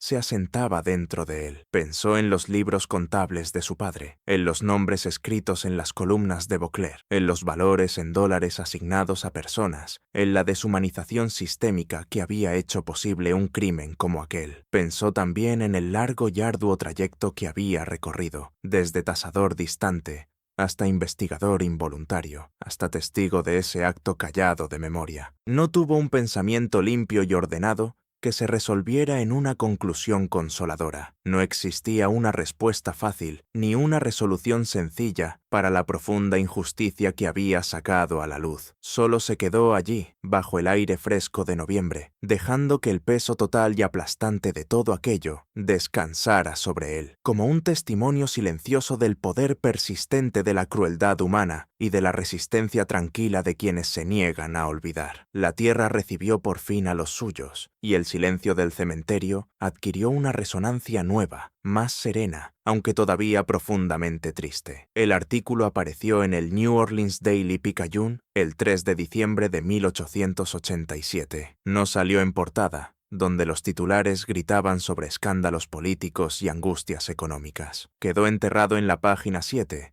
debajo de un gran anuncio ornamentado de una ferretería en Magazine Street que prometía las mejores herramientas e implementos para el hogar moderno. Su ubicación era un comentario sutil, pero poderoso, sobre el valor que la sociedad daba a una historia así, pero estaba ahí. Claude Arsenault, el reportero tenaz al que Nora Fontenot había confiado los archivos de su padre, hizo su trabajo. El artículo, aunque limitado por las sensibilidades editoriales de la época, era un relato duro y directo. Nombraba a Henri Beauclerk no como un plantador desaparecido, sino como el autor de un crimen indecible. Detallaba el hallazgo de la habitación sellada, los resultados forenses del doctor Prevost y el contenido escalofriante de la carta de Toussaint. Y, de manera crucial, los nombraba a ellos, Tusa, Adele y Félix, sus nombres impresos, en un periódico, por primera vez. Era un gesto pequeño y, sin embargo, monumental, un reconocimiento público de su existencia, de su humanidad y de la brutal injusticia de sus muertes. El artículo también mencionaba el documento de transferencia, la operación de $1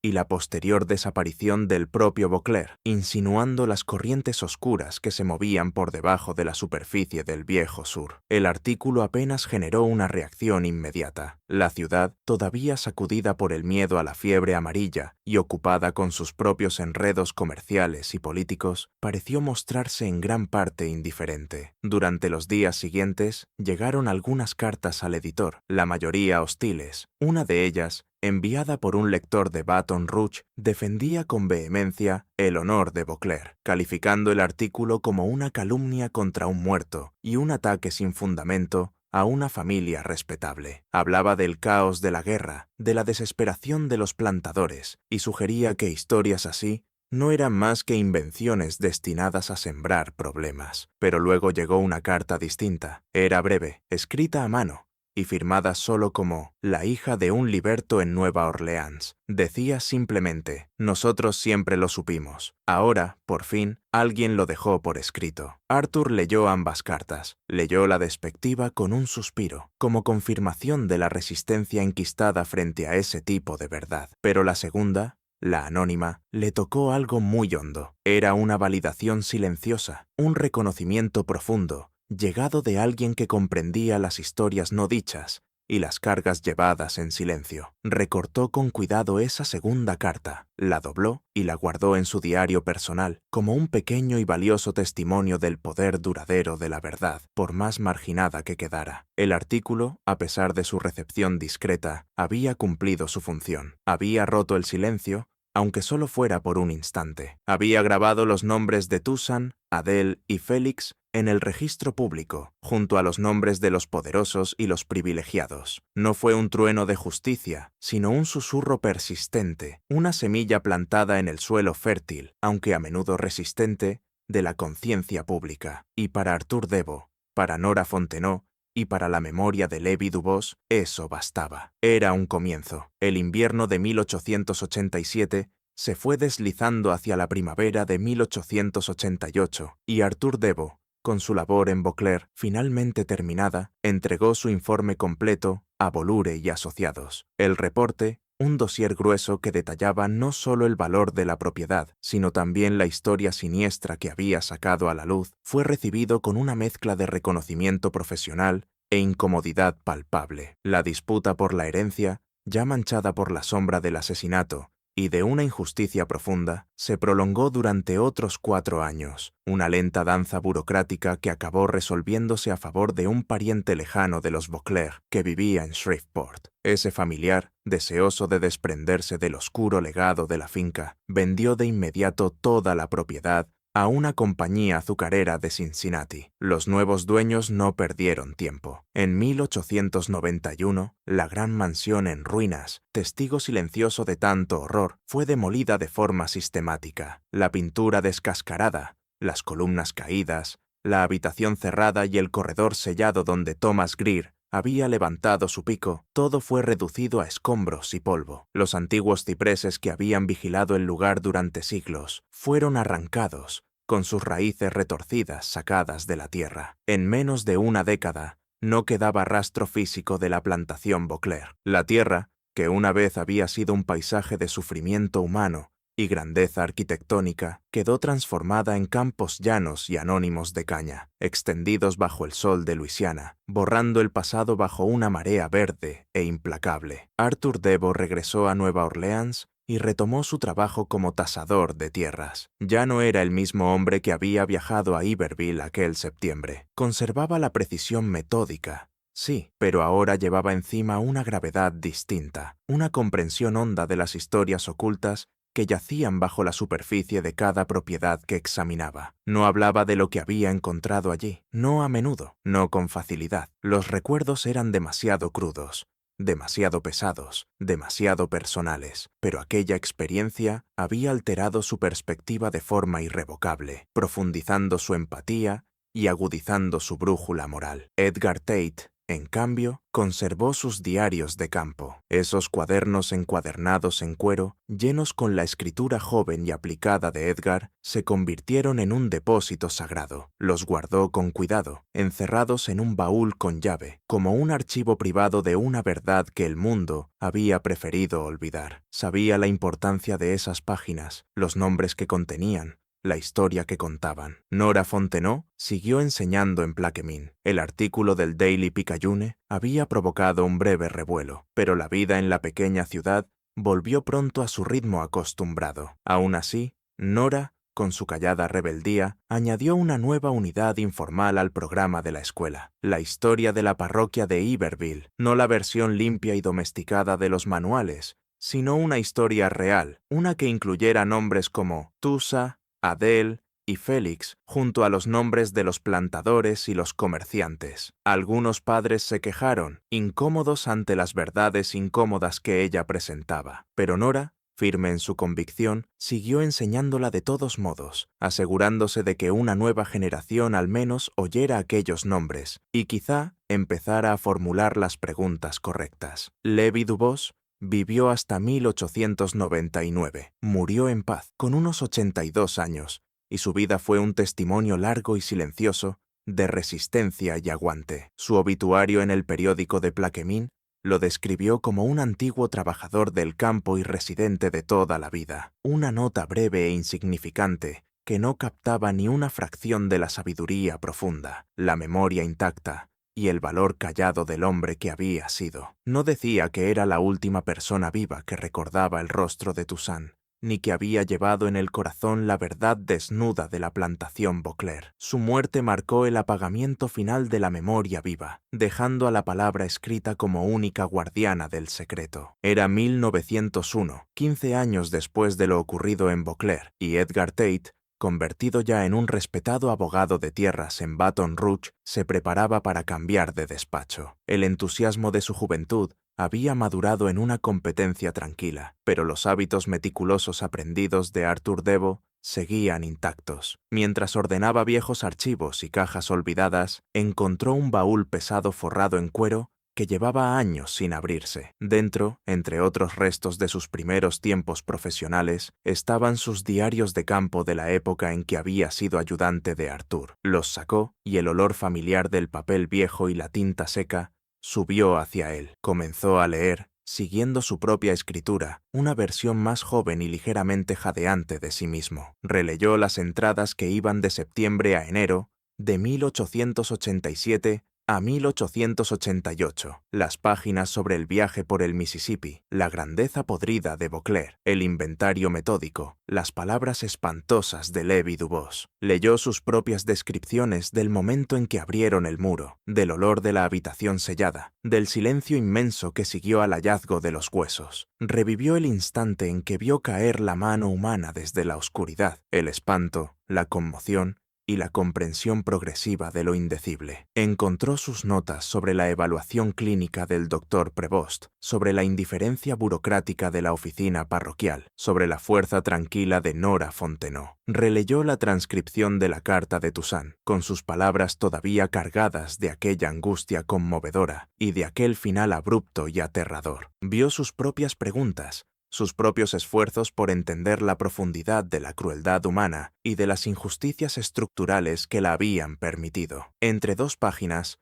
cuidadosamente preservado, descubrió un pequeño trozo de tela frágil. Era la tela bordada de la caja de lata, la que Arthur le había entregado después del entierro. Un vínculo tangible con las vidas que habían sido extinguidas con tanta brutalidad. El bordado era sencillo, una sola enredadera con flores, cosida con hilo tan desvaído que casi parecía blanco, con 3 pequeñas flores repartidas a lo largo del diseño. Se quedó mucho tiempo con ella en las manos, dándole vueltas entre los dedos, como si aquella tela delicada fuera un testimonio mudo del tacto de una mujer, de la esperanza de un niño, del amor de una familia. Los recuerdos, dormidos durante tanto tiempo, regresaron con una fuerza abrumadora. Los rostros de Toussaint, Adèle y Félix, tal como Lévi-Dubos los había descrito, aparecieron nítidos en su mente. La imagen del retrato de Vauclair, con el corte cruzándole la cara, el cálculo helado de sus ojos pintados, las palabras de Clarence Noel, todo volvió con la misma viveza cruda de si hubiera sucedido el día anterior. Aquella noche, Edgar escribió una última entrada en su diario. Tardó 2 horas. La pluma arañó la página sin descanso, derramando el peso acumulado de 15 años de silencio y reflexión. Escribió sobre lo que vio en aquella habitación, sobre los restos esqueléticos, sobre los objetos conmovedores. Escribió sobre la carta, sobre la voz de Toussaint, viajando a través de las décadas. Escribió sobre Lévi-Dubos y sobre su pregunta esencial: ¿quién estaba ahí para contarlo? Escribió sobre Nora Fontenot, sobre su valentía callada frente a la indiferencia burocrática, sobre su insistencia incansable por obtener un reconocimiento oficial. Escribió sobre Père Baron, sobre la dignidad del entierro, sobre la pequeña parcela segregada de tierra. Escribió sobre el artículo en la página 7 del Daily Picayune, un susurro enfrentado al rugido del silencio. Escribió: Encontramos sus nombres, encontramos lo que les hicieron, lo dejamos por escrito, y luego la casa cayó, los campos crecieron sobre ella, y el mundo siguió, más o menos, como siempre había seguido. No sé qué hacer con eso. Llevo 15 años cargándolo, y todavía no lo sé. Pero esta noche lo estoy escribiendo otra vez, por si eso importa, por si un día alguien llega a leerlo. Sus nombres eran Tusa, Adele y Félix. Fueron reales, estuvieron aquí, y su historia, aunque enterrada durante décadas, merecía ser recordada no solo como un capítulo oscuro, sino como un testimonio del espíritu humano que, incluso frente a una crueldad inimaginable, intentó dejar una huella, un susurro de verdad para quienes algún día estuvieran dispuestos a escuchar. Esta historia nos muestra que lo más aterrador no es lo que quedó enterrado dentro de los muros. Lo más aterrador es el silencio que permitió que ocurriera, y el silencio aún más largo que vino después. Los ecos de la plantación Beauclerk nos recuerdan que la historia no siempre es lo que queda escrito en los grandes libros, sino también lo que se susurra en los rincones olvidados y lo que nosotros decidimos recordar. ¿Qué piensas de esta historia? ¿Crees que al final se reveló todo? ¿O que algunos secretos siguen enterrados para siempre? Déjanos tu comentario y comparte tu opinión. Si esta historia te atrapó y quieres más relatos como este, suscríbete a Sombras del Sur, activa la campana para no perderte ninguna publicación y comparte este video con alguien que ame los misterios oscuros y las historias no contadas. Tu apoyo nos ayuda a seguir sacando a la luz estas narraciones inquietantes y necesarias. Nos vemos en el próximo. Gracias por mirar.